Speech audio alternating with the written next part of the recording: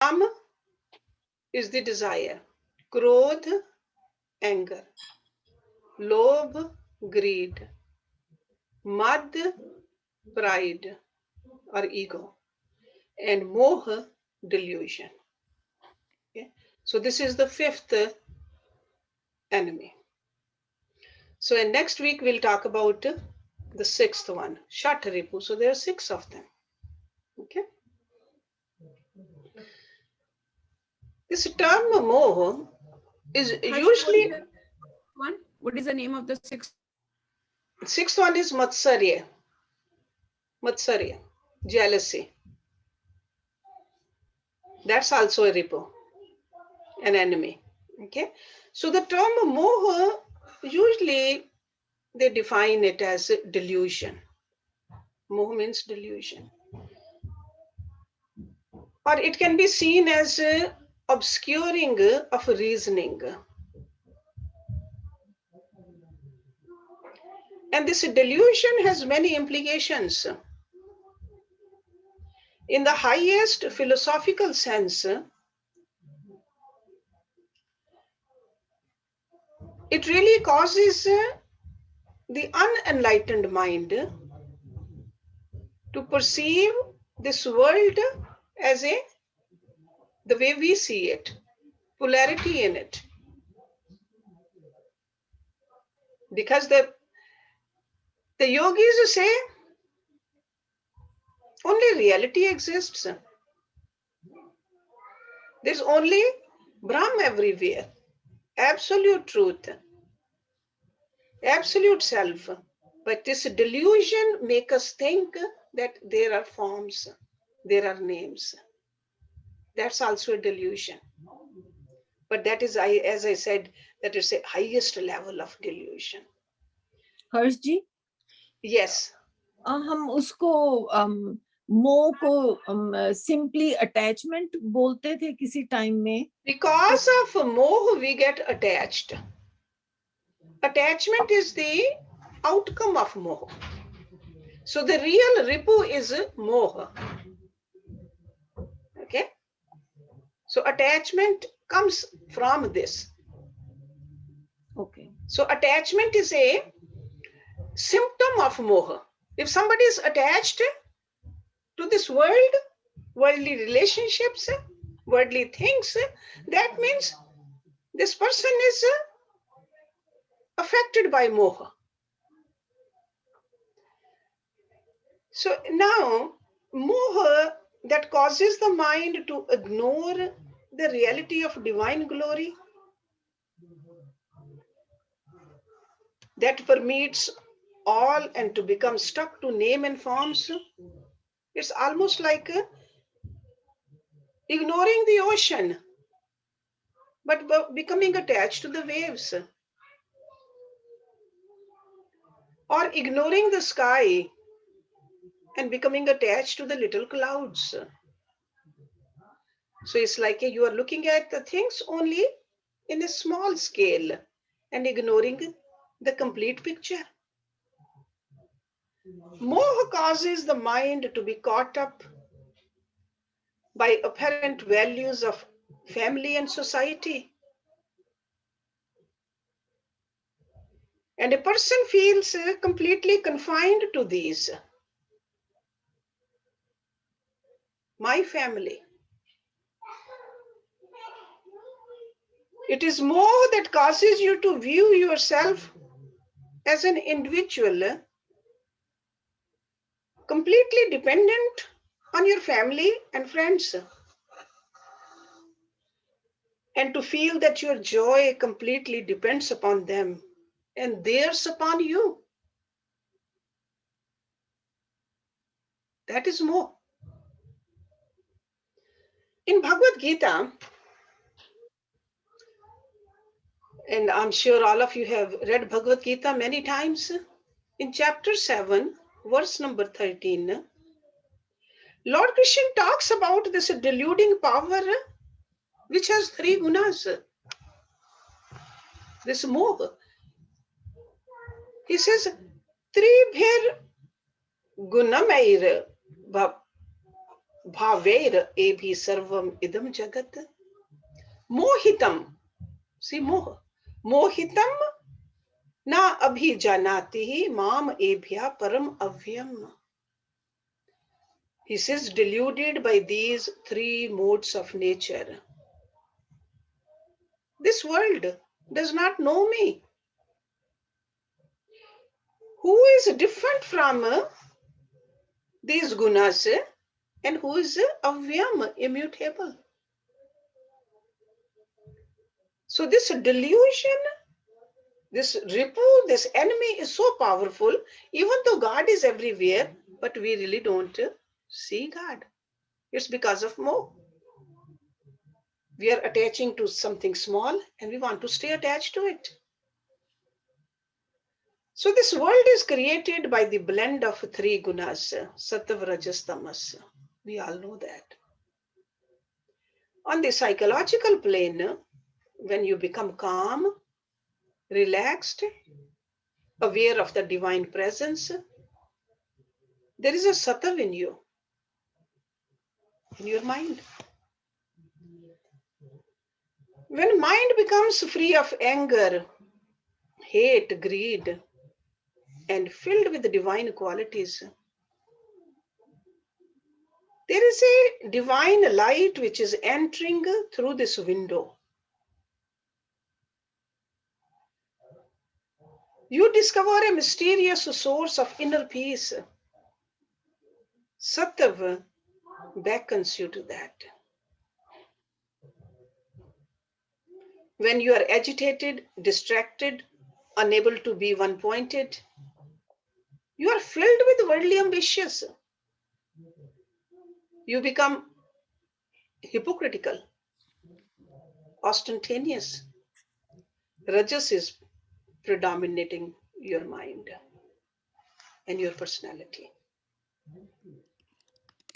And on the other hand, when you become prone to irrationality, bitterness, frustration, anger, hate, your mind loses its spiritual sensitivity. Tamas has taken over your mind. So Moha can be in any one of these shape and colors. All of these three gunas, they are thieves. They are thieves. When you look at it from a soul point of view, spiritual point of view, they attack the soul and they rob its glory and majesty. So the thief that develops compassion towards the soul is a sattva. Satvikta will definitely lead us towards liberation. But only it can take us only so far. Because Satvikta is also a part of the nature. It cannot really take us all the way. Only little closer to it. But when Rajas and Tamas dominate your mind, this deluding force of Maya, this illusion increases. That is the time when Moha has really swelled up. So everything is colored by illusion. But when Sattva increases, this deluding power of Maya is less. It's diminishing. So that's why the saintly people, they say, have more and more Sattvikta in your life. Maya has two aspects, avidya and vidya. Avidya is ignorance and vidya is knowledge. So avidya drives you into more and more ignorance, more and more involvement in the world, in the time and space level. It keeps you bound to thinking of the past and planning for the future. And under the sway of avidya, you do not even have a moment's rest or a peace of mind to transcend your ego and discover the joy of self under avidya. While avidya holds you down in the world of relativity, vidya lifts you up. Avidya keeps you horizontal, always pressured by the past and moving towards the future. That's avidya. And the vidya is the one which gives you vertical lift. Okay? So spiritual knowledge enables you to rise above the limited world of time, space, and transcend it. So in order to escape the delusive aspect of Maya, in order to get out of the world of time and space, Satvikta has to be promoted. And Rajsikta and Tamsikta need to be controlled and sublimated. Not suppressed, sublimated. And that's where the knowledge comes into the picture. Moha and Mamata, that's also often people talk about Moha and Mamata. Like there's a web of Moha and Mamata. That is, Mamata is a sense of mindness. So Moha is the delusion. From the delusion comes a sense of mindness. They really create this bondage stronger. It's almost like a shackles on the feet of your soul. So bound by Moha and Mamata, the soul that could have experienced infinity and eternity becomes confused. So instead of widening your perspective, you just become narrow-minded. It becomes so small. So like circumference becomes small. And that's how we get attached in the realm of Maya.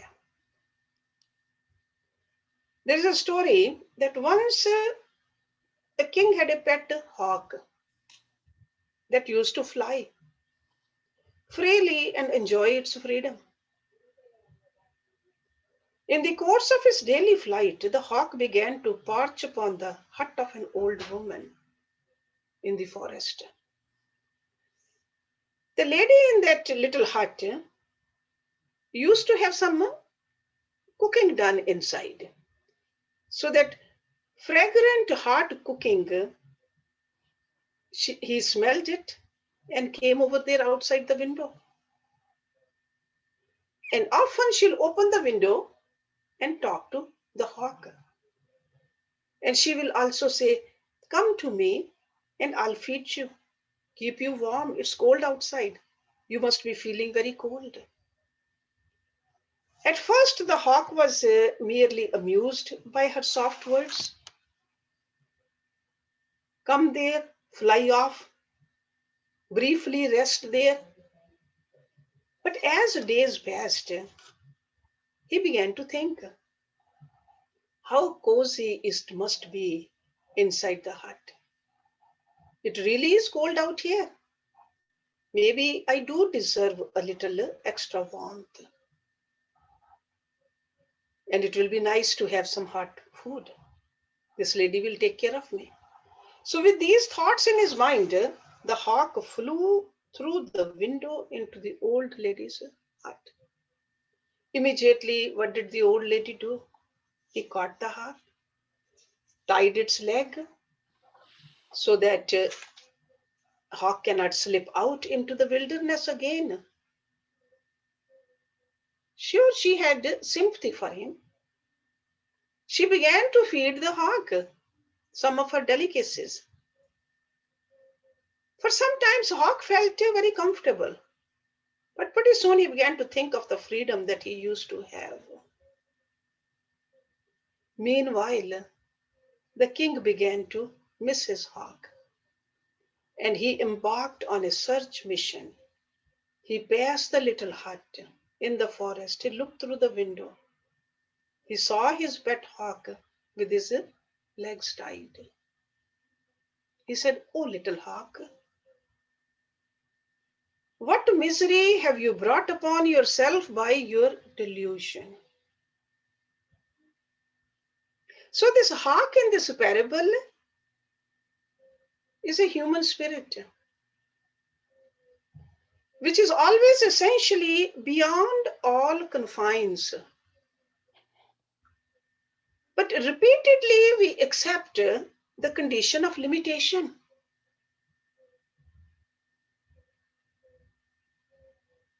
So this is a story of all of us. Atma, part of Paramatma, is always free.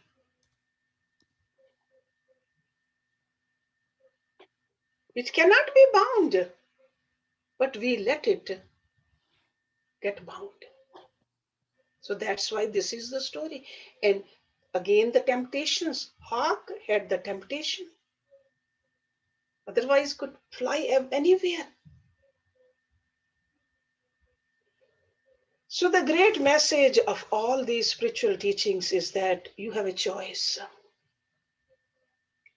You can either keep ducking into the stream of ignorance, which is avidya, and move from illusion to illusion, or you can enter the stream of knowledge, which is vidya, and recapture your essential identity as divine self. Choice is ours. We always have that choice. As an individualized soul, you become wedded to your ego. You get involved in the world of Moha and Mamata. Spend your years struggling to find solutions for problems in the world where there's no permanent solution for anything. So absorbed in this Moha's empire. And what is the Moha's empire? Your family, friends, and material possessions. That is the empire of Moha. You find it natural to think that these are the only things of importance. As a result, you live only for these perishable things, not realizing that you are essentially the spirit, the soul, beyond time and space. Through spiritual sadhana, you eventually develop vairagya. That's why vairagya is the very first step on this vertical ladder. Vairagya. You realize that everything will pass away. Nothing that you depend upon can be dependable all the time. Nothing. In each embodiment, you view yourself as born into a particular family with a particular history of prosperity and adversity. As you grow, you build your own empire of family and friends. But when you die and move on to another embodiment, all these realities are forgotten. And new ones take their place. In Yoga Vishishta, there is a story of two brothers. Their names are Punya and Pavan, who were sons of very saintly parents. When their parents died, grief invaded their minds. Punya was older and had studied Vedic scriptures. He began to reflect upon the teachings that he had received from his father, and he attained enlightenment. Pavan, the younger brother, could not give up his grief. So his older brother, showering his compassion, said, "Oh, my brother, Why are you grieving? You are grieving for your departed parents. But what about the parents of your previous embodiments? You should be grieving for 1,000 fathers, thousands mothers. We have not lost just one father and one mother. In every embodiment, there were parents who were just as dear. Why aren't you grieving for all of them? This is Vidya. So, in other words, in each of you, or each of your thousands of embodiments, you had so many people you loved and depended upon. So many who depended upon you. Then when you moved out of each embodiment, you left these realities completely behind. So when this spell of delusion breaks down, we realize that this is the purpose of existence. We came here to break this shell. But out of ignorance, out of avidya, we make this shell even stronger. So we came here to break this so that we know who we are. So unless you break it, you cannot enjoy the blessings of God. Because we want to feel the blessing of God. The grace of God is there all the time for all of us. There's no place where God is not. So there's no place where there's no grace of God. But we don't feel it because we have cocooned ourselves into this shell of ignorance. And that's called Moha. So unless you break it, you cannot enjoy the blessings of God that pour down at every moment and every place in this world. You don't have to go somewhere to feel it.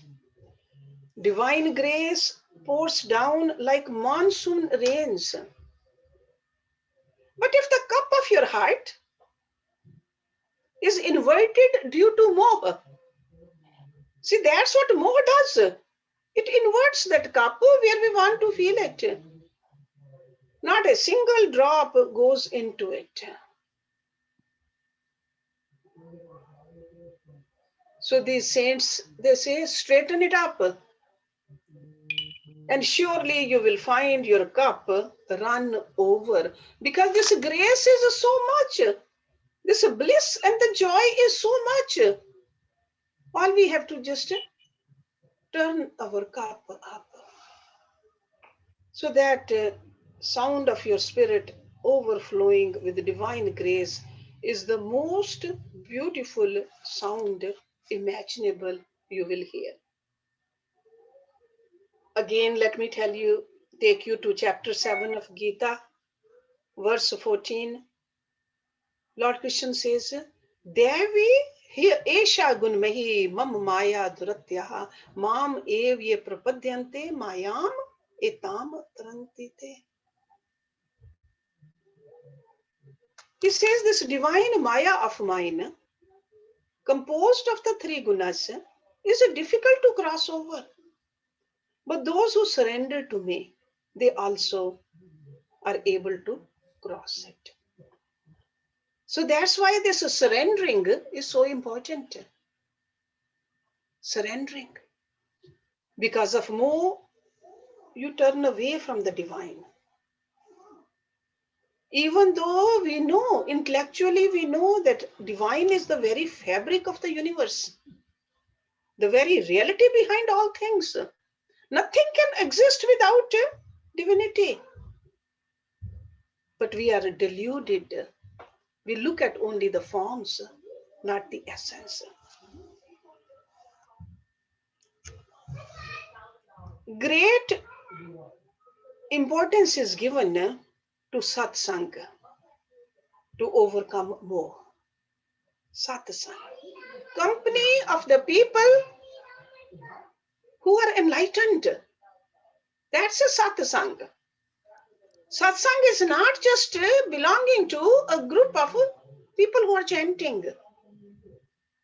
Sure, chanting is good, but ultimately from chanting, you should come out of this delusion. If the chanting is not lifting you up, then that is again, sometimes we get attached to the chanting itself. Who is chanting better? Is the chanting taking us towards that divinity or not? So that's why satsang, Sant Tulsidas says, without satsang, without listening to a glory of God, Moha will not be driven away. So it is important because Moha continues, otherwise it has very strong clause, almost like it's a chain effect on us. Moha will not be driven away, Moha continues. It's not going to go away by itself. If Moha does not move away from you, you do not reach the divine abode and you do not enjoy profound devotion.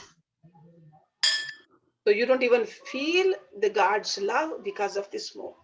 So overcoming Moha requires a profound process of yoga, which includes because from satsang also we get inspired to do all this. Devotion to God, that means love for God. Repetition of divine name, because we learn from each other. Somebody else we see is moving up, we want to follow. Somebody else we see more peaceful, we ask, we try to do the same thing. Meditation is another way. Profound reflection, selfless service, and a great change in your attitude towards others. So all of this. So it's not just one thing alone. If our attitude doesn't change, there won't be any real change in us. So while loving and serving a family member also, it's not that we got to run away from the families. We definitely serve the family members or even friends also, relatives also. Try to understand that you are worshiping God through that person. Because if God is in everybody, God is in that friend and family member also. The idea that he is my son or she is my daughter should not cripple our mind. Just take all those duties as a seva. Through every soul you serve, and you are serving God. It's almost like through every wave you are looking at the ocean. This is the attitude we need to develop. That's how you make decisive strides towards breaking the fetters of Moha. So in your zeal to break through these fetters, we got to be careful because we live in the society, we live in the family. Be careful not to break the moha of others with a hammer. So that means do not hurt somebody. Be gentle towards the delusion of others. Because whenever they are ready, they will break their delusion too. First, break your own. Do not force them to give it up. Even though here and there you need to persuade them in a loving manner. Do that. Okay, but do not be harsh with them. But when it comes to you, your own delusion, you need to go with the biggest hammer. We got to keep on breaking down our own shell. But others, sure, if we can teach them, if they're ready, tell them. But more important is that we break our own shell. Okay, so this moha is definitely very much a part of the attachments which we feel. And we think that attachment and love is the same thing. But when we open it up, look at it clearly, we can love more without the attachment. We can serve better without the attachment. Because when we are attached only to a small portion. When we love, we are expanding ourselves. Okay, so that's why in that sense, rishis, they said this moha is an enemy. It does not let us fly. It does not let us increase our horizon.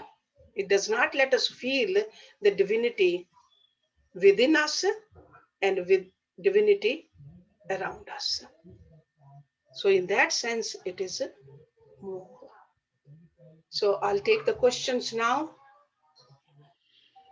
Anybody has any question, comment, something they want to add? No questions. Okay. Not yet. Not yet. Okay, all right. But if somebody wants, Somebody will have one. yeah. And then sorry about the sound, background sound. Oh, you didn't feel it? It's okay. You didn't hear it? Okay. You can hear it, but it's okay. It's nothing. It's okay. Yeah. I think this these places are the cabins are like that. Okay.